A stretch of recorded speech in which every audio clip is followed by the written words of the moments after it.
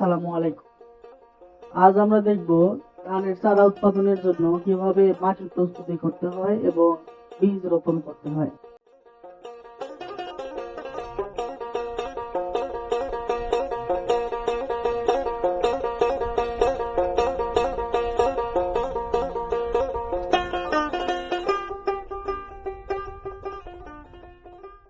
চারা উৎপাদনের জন্য সর্বপ্রথম আপনার জমিটি ভালোভাবে চাষ করে নিতে হবে। এটি বীজের অঙ্কুরোদ্গম প্রক্রিয়ায় সহায়ক হবে। পাশাপাশি জমির মাটি এমনভাবে প্রস্তুত করুন যেন পানি সহজে নিষ্কাশিত হয়।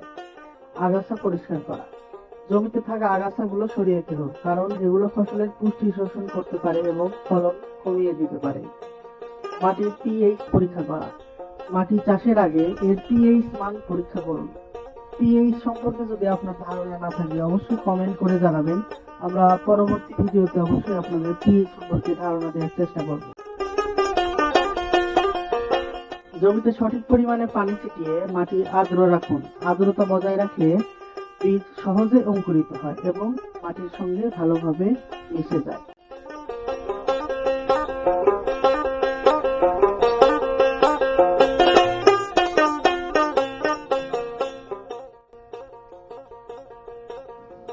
এই ধাপে আমরা জানবো বীজ রোপণ প্রক্রিয়া। অঙ্কুরিত বীজ ছড়ানো, ধানের অঙ্কুরিত বীজগুলো জমিতে সমানভাবে ছড়িয়ে দিন। প্রতিটি বীজের জন্য পর্যাপ্ত জায়গা রাখুন যাতে চারাগুলো একসঙ্গে না বেড়ে ওঠে এবং পুষ্টি সুষমভাবে পায়। বীজ রোপণের গভীরতা খুবই গুরুত্বপূর্ণ। বীজ বেশি গভীরে গেলে অঙ্কুরিত হতে সময় লাগবে এবং চারা দুর্বল হবে। জমিতে পানি দেওয়া, বীজ ছড়ানোর সময় জমিতে হালকা পানি দিন। এটি মাটির সাথে বীজের সংযোগ নিশ্চিত করবে এবং বীজের অঙ্কুরোদ্গম প্রক্রিয়া দ্রুত হবে। তবে অতিরিক্ত পানি দেওয়া থেকে বিরত থাকুন, কারণ এটি বীজ পচিয়ে দিতে পারে। এই ধাপগুলো অনুসরণ করলে ধানের চারা সবল এবং ফসলের ফলন বেশি হবে।